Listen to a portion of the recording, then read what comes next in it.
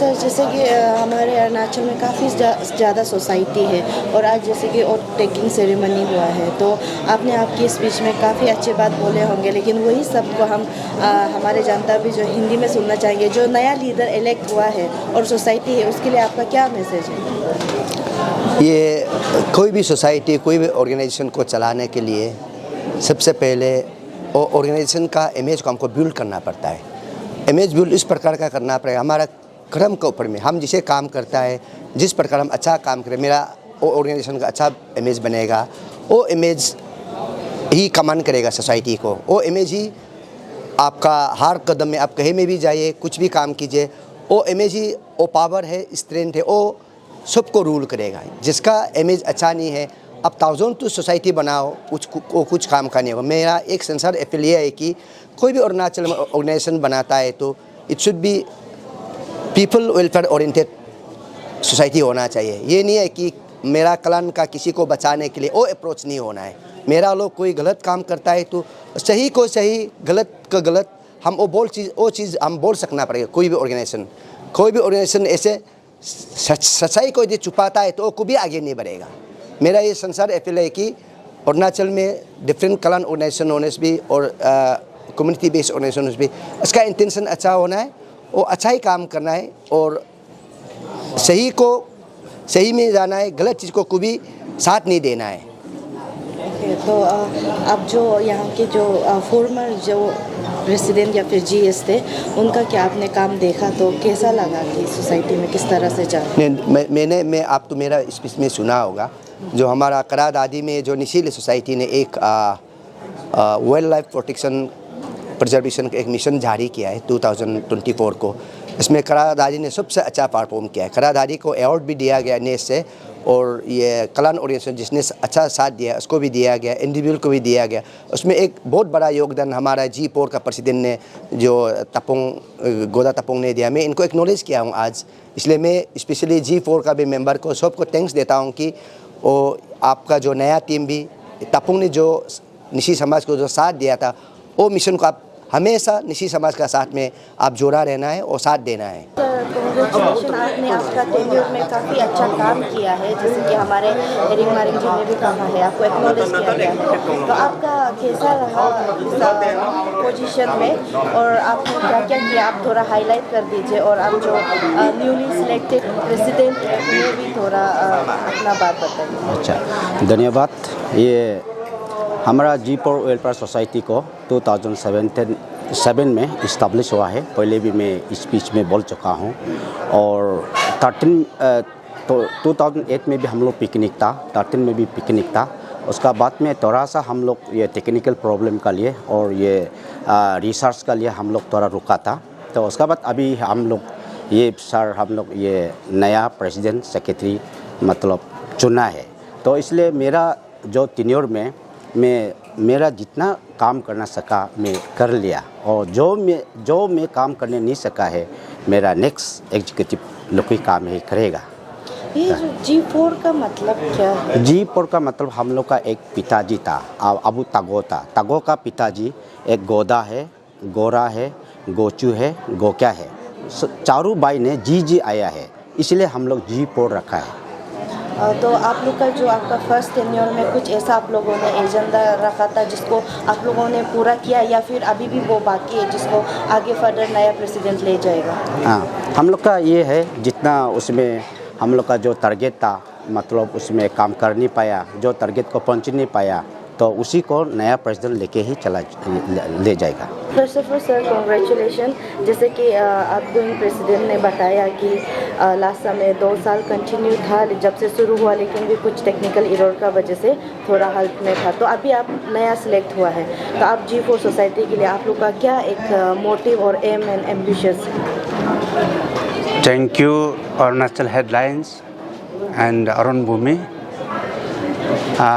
हमारा मिशन है, हमारा सोसाइटी को विकसित सोसाइटी बनाना चाहता हूँ। मेरा मोटो ये है, मेन टारगेट जो है हमारा G4 वेलफेयर सोसाइटी का जो पुराना प्रेसिडेंट या executive members, central executive members जितना कर नहीं पाया, जो टारगेट था उसको अचीव नहीं कर पाए उसको हम आगे लेके जाएंगे। जैसे कि हमारा मोदी जी ने, हमारा भारत के प्रधानमंत्री ने कहा 2047 तक हमारा भारत को विकसित देश बनाना है। इसी तरह हम हमारा समाज को विकसित समाज बनाना चाहता हूँ। स्पेशली उसको शुरुआत करने के लिए हमारा वोमेन पोक को आगे हमारा फैमिली का उसको सही करना पड़ेगा। यूथ जो है यूथ को रिवाम्प करना पड़ेगा, यूनिफिकेशन करना पड़ेगा, क्योंकि यूथ और वोमेन जो है हमारा सोसाइटी का बैकबोन है। वो स्ट्रॉन्ग होगा, हेल्थी होगा तो अच्छा हमारा सोसाइटी अच्छा होगा। और हमारा सोसाइटी का जो जितना है एजुकेशन सेक्टर में और भी ध्यान देना पड़ेगा। और हम लोग इसके लिए हमारा new executive central executive members जो है हम लोग सोसाइटी का मेंटर बन के रहेगा। और जितना भी पढ़ा लिखा करके जितना यूथ है अनएम्प्लॉयड है उन सभी के लिए हम लोग फिर करियर गाइडेंस के रूप में हम लोग रहेगा। जैसे कि आप लोग का अभी जब देखने को मिला काफ़ी ज़्यादा एग्जीक्यूटिव मेंबर है जिसमें वुमेन्स भी है, यूथ भी इन्वॉल्व है, तो उसको आप किस तरह से एक साथ मिला के ले जाएंगे? क्योंकि काफ़ी बार होता है कि ज़्यादा मेंबर होने की वजह से कुछ मिसअंडरस्टैंडिंग भी होते हैं, तो उसको मिसअंडरस्टैंडिंग नहीं होने के लिए, सेम पार्ट पे चलने के लिए किस तरह से आप लोग लाइक रेगुलर मीटिंग या फिर कंसल्टेंट ये सब रखेंगे? हाँ, हमारा इसमें ऐसे है, मेंबर्स ज़्यादा होने से भी अपना अपना सब्जेक्ट है। वोमेन का वोमेन, प्रेसिडेंट का प्रेसिडेंट सब्जेक्ट होते हैं, सेक्रेटरी का सेक्रेटरी सब्जेक्ट है, और हमारा जनरल जो है प्रेसिडेंट सेक्रेटरी अपना अपना रोल है। उसको हर एक को अपना अपना पर्स को निभाना पड़ता है। इसलिए देखने से इतना ज़्यादा कमेटी मेंबर्स है बोल के देखता है, लेकिन असली में वो अपना अपना सब्जेक्ट दिया हुआ है, वो अपना सब्जेक्ट को टेकअप करेगा।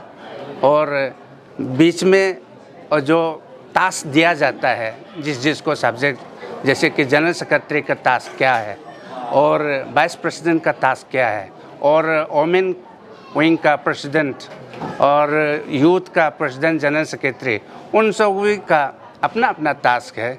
और देने का बाद हम जैसे प्रेसिडेंट है G4 सोसाइटी का, तो बाद में हम लोग उसके लिए रिपोर्ट लेना पड़ता है, तो बीच बीच में इसके लिए मीटिंग बताना है।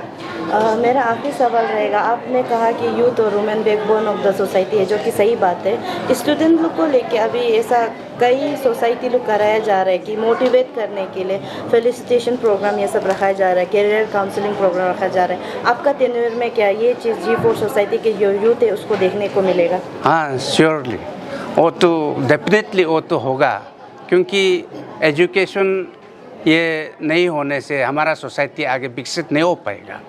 क्योंकि एजुकेशन सेक्टर में मेन ध्यान देना पड़ेगा। इसके लिए हमारा, जैसे कि हम पहले कहा कि हम मेंटर बन के बैठेगा, कैसे करके गाइडेंस, करियर गाइडेंस भी मैंने कहा।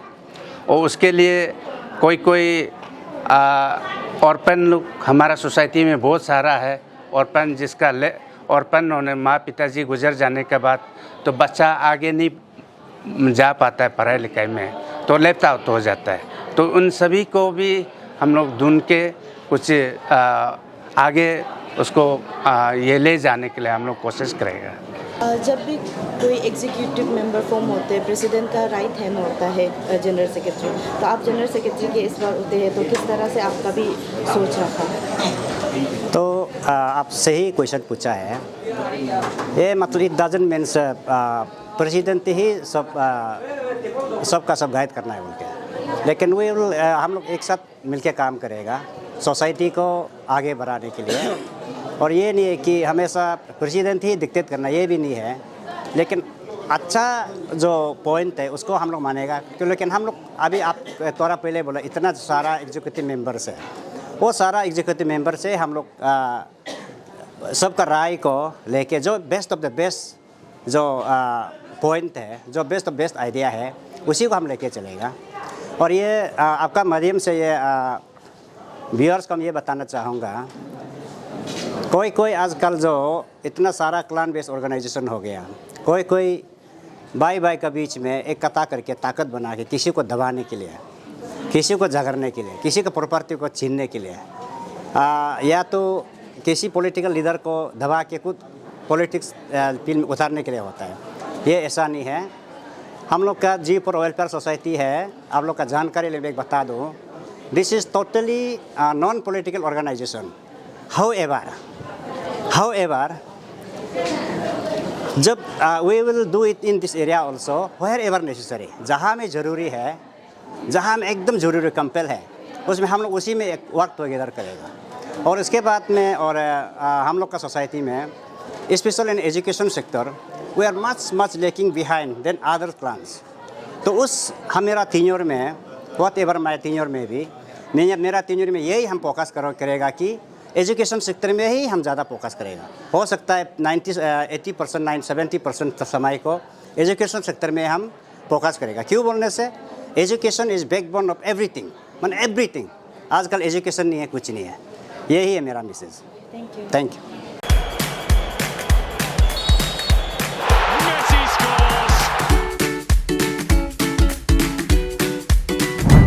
Eats, the fastest online food delivery service of Arunachal. Download the app now.